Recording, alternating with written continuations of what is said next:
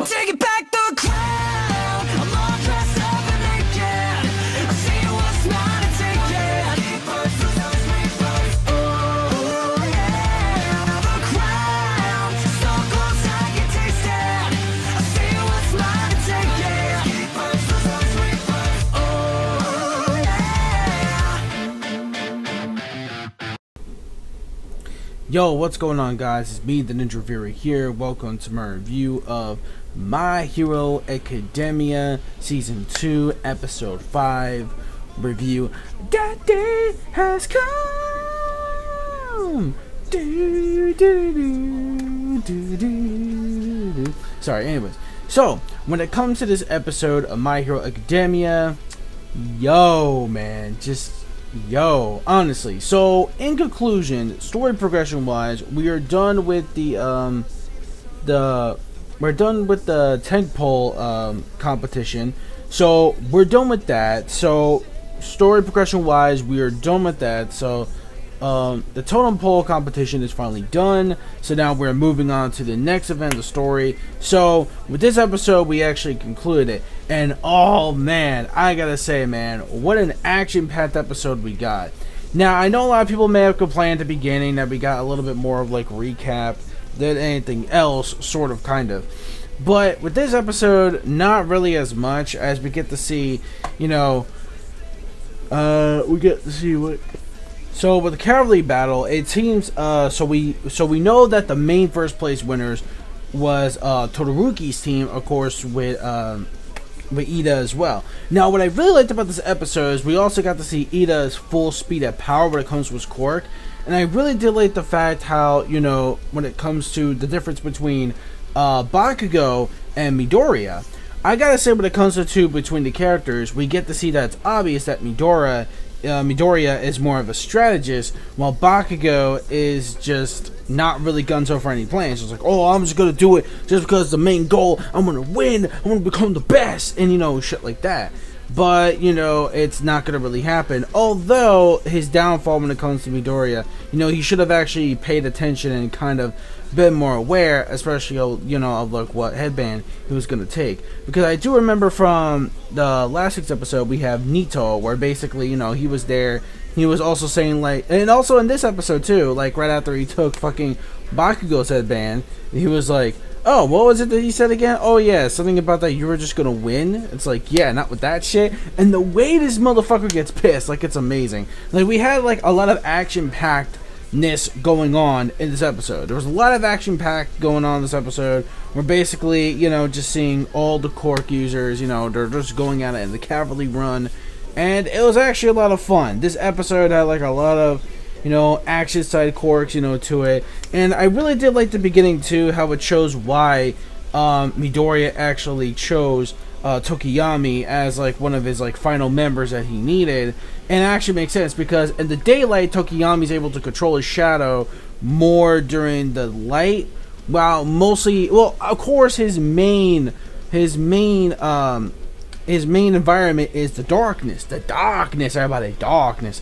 By the way, rest in peace, Charlie Murphy, man. Charlie Murphy, I miss you, man. You amazing comedian, man. It really sucked your gun that early. But anyways, so when it comes to Tokiyami's ability with the shadow, he's able to control it more during the day because he's not so hyperactive at night. Because when he's in his environment, however, his natural habitat, he goes completely batshit insane, and it's really hard for him to control him. So this is why it was a good plan for Deku in the first place to think about it. So it was actually pretty funny too. On Tokiyami's shadow, he has feelings like violence doesn't solve anything. And it's like, it's so funny though. It's like, oh my god. But yeah, definitely a lot of great action-packed moments, because of course we found out that the weakness of like the light, which is the electricity dude, Hojiro or Mashirio? No, not Mashirio. No, wait, no, that's the Tell guy. What the hell am I saying? Kaminari, that's his name. Kaminari? Yeah, Kaminari, that dude. The one that also does like those like weird Saitama faces and shit. Like when he gets like noticed.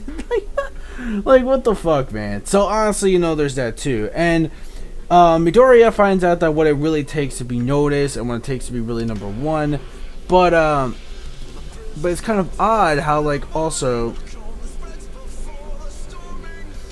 how we also get to see So we see Shinsu. Well, we see Shinsu there, and he's actually like what, in like 3rd place, I believe. Yeah, it's like holy shit.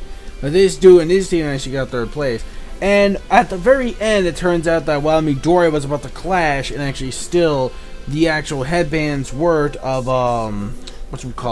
Todoroki's team, apparently the time limit has come to official stop. And apparently, like, what happened is that by accident he didn't really win. He actually took the wrong headband from when he actually got he thought he got Todoroki's, you know, the 10 million points that they needed, but then nope, they got the wrong headband to get the actual points. However, Tokiyami was able to get some of them of the other headband, another headband, while they weren't looking, and they were able to reach 3rd place. So they were in the top 5, which is the main important issue, which is good. So I'm actually glad they were in the top 5 overall. So we got a lot of action back. The animation for this episode, man, especially when it comes to Bakugo and the quirks. And I really did like how like Midoriya is just like right there too, by like using like a bit of like of his core too, and when they did that thing with the clash, like the animation. Let's talk about the animation. The animation for this week's episode was spot on, clean. Very nice job with the animation team. It looks surprisingly well done, tremendous. Believe me. Sorry, I had to go with that. But anyways, so yeah, when it comes to, you know, the animation quality, it's spiked up a lot in this episode. Like, I feel like Studio Madhouse, like the creators of One Punch Man, were like doing the animation. Like, that's how good it looked. So the animation was really crisp and clean. We got a lot of action scenes going on, like a lot of great moments, memorable moments, especially the funny ones, like Bakugo, like when Tom runs up, bam, like this dude just falls to the floor, and like it's mad hilarious. So when it comes to that too, that was actually pretty awesome. So yeah, so overall when it comes to this, and then of course we get the very end where it turns out that Endeavor, you know, is just like, he wants to actually not really look at the results. It's like, shit, like, he's like, alright, look, well, he's doing something.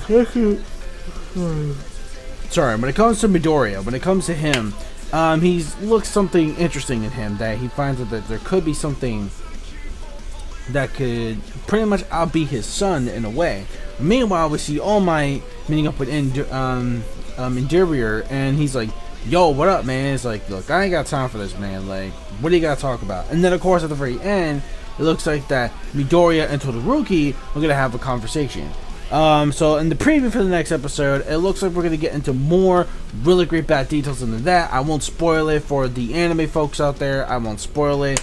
But it does get really good, and it really does deep in to, you know, the characters of, you know, Todoroki and Endeavor, and like why like their father and son relationship is like that, and also why Todoroki will not use the side of the fire side, which is, you know, his father's, you know, that trait. So again, I will not spoil, but it is a very big surprise. You guys are going to be in a real treat, a really big shocker for that as well when it comes to Todoroki's character. And this is why it's going to become like a really awesome fan favorite as well. And you will see exactly why, like why the Todoroki hype. Well, you'll find out why. So until then, that's pretty much it. Overall, I give the episode a 5 out of 5. A very awesome episode of My Hero Academia this weekend. Definitely one of my favorite episodes of the series. Definitely when it comes to the climax of the CALVARY fight, it worked out really well. Animation, the music, everything was spot on. The voice acting, of course, because I am watching the Funimation dub of it, and of course I'm really accustomed to it now, because now since it's coming out at the same time, it's actually really cool. So it's like, sweet, so I could just listen to the good old awesome Funimation voice actors and just not worry about reading subtitles. Like, cool, I can just kick back and relax and just hear the voices, which is, you know, very nice for me.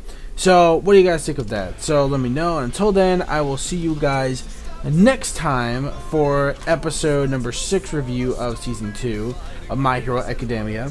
I'll see you guys there. And for the manga folks, for reals this time, I will see you guys this Thursday, because I found out, you know, Thursday, you know, the Thursday just passed, we had no chapter because of Golden Week in Japan. So because of that, there was no chapter, but this time there is. So this week for reals, I will see you guys for for the newest chapter. I forget which number, but I think it's like 135, 36.